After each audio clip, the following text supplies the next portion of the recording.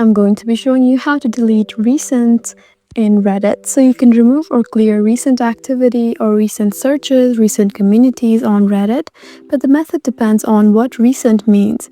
So it could be recent searches, communities, or posts you've viewed. So if you want to clear recent searches, then what you need to do is open your Reddit app. As you can see, it's right there at the top. Just go ahead and open it.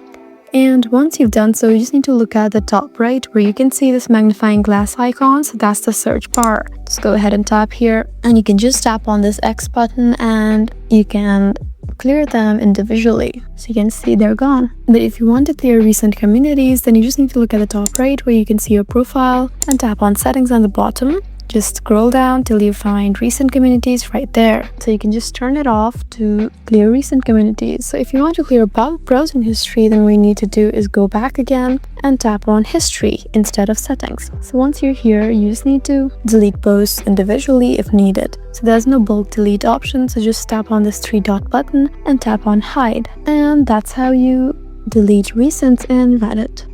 I hope this video was helpful for you. Please leave us a like and drop us a comment down below, and we'll see you again in our next video. Thank you for watching.